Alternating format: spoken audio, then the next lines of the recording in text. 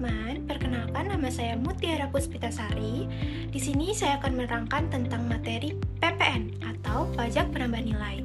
Tapi di sini saya ditemani dengan rekan saya yaitu Giza Naura Safitri dan Febianti. Nah, di sini saya akan menjelaskan apa itu PPN atau pajak penambah nilai. Pajak penambah nilai adalah pajak dikenakan atas konsumsi barang dan jasa di dalam negeri. Pajak ini dibayarkan oleh konsumen pada saat membeli barang dan menggunakan jasa. Namun, yang memungut dan menyetorkan PPN kepada negara adalah pengusaha kena pajak atau PKP. Assalamualaikum warahmatullahi wabarakatuh. Perkenalkan, nama saya Febianti. Di sini saya akan menjelaskan tentang tujuan dan fungsi PPN. Tujuan utama PPN adalah untuk meningkatkan penerimaan negara guna membiayai pembangunan nasional dan mendukung kestabilan perekonomian. Digunakan pemerintah nih untuk membiayai berbagai sektor yang penting seperti pembangunan infrastruktur, pendidikan, kesehatan, transportasi, dan peningkatan pelayanan publik bagi masyarakat. Fungsi PPN juga untuk menciptakan sistem perpajakan yang lebih adil dan efisien karena dikenakan berdasarkan tingkat konsumsi masyarakat. Semakin tinggi konsumsi seseorang terhadap barang dan jasa, maka semakin besar pula kontribusi pajak yang diberikan kepada negara. Selanjutnya ada karakteristik PPN. PPN memiliki beberapa karakteristik utama, yaitu sebagai pajak tidak langsung karena beban pajak pada akhirnya ditanggung oleh konsumen, sedangkan pemungutannya dilakukan oleh pengusaha.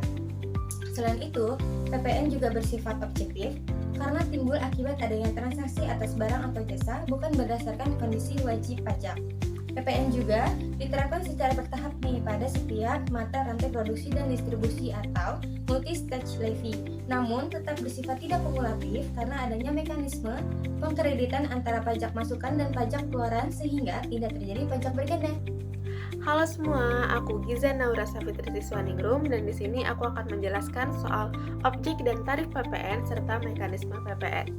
Objek PPN meliputi barang kena pajak atau BKP berupa barang berwujud maupun tidak berwujud, serta jasa kena pajak atau JKP yang dikenakan pajak kecuali jasa tertentu yang dikecualikan oleh undang-undang. Selain itu, impor BKP maupun JKP dari luar negeri juga dikenakan PPN. Pemanfaatan barang atau jasa dari luar negeri pabean yang digunakan di dalam negeri termasuk dalam objek PPN karena dianggap sebagai konsumsi di Indonesia. Tarif umum PPN yang berlaku saat ini adalah sebesar 11% sejak 1 April 2022. Selain PPN, terdapat juga pajak penjualan atas barang mewah atau PPNBM dengan tarif yang bervariasi dari 10 hingga 20%. Tergantung jenis barang mewah apa yang dikenakan pajak. Dalam UU HPP juga diatur kemungkinan penerapan tarif fleksibel dalam rentan 5-15% sesuai kebutuhan kebijakan pemerintahan. Mekanisme PPN.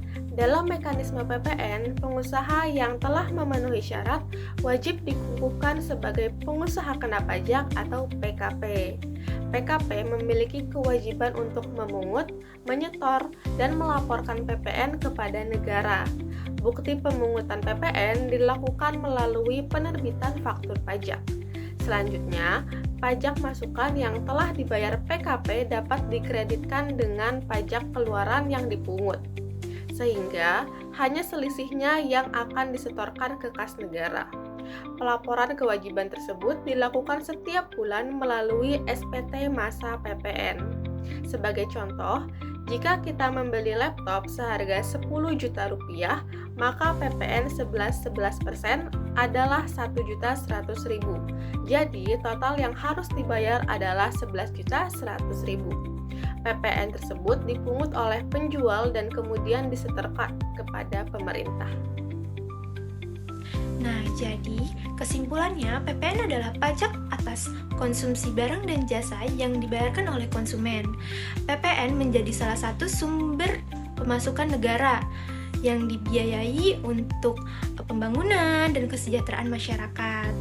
Nah, di sini kelompok kami sudah menjelaskan apa itu PPN. Terima kasih atas teman-teman dan kawan-kawan yang sudah menonton presentasi kami.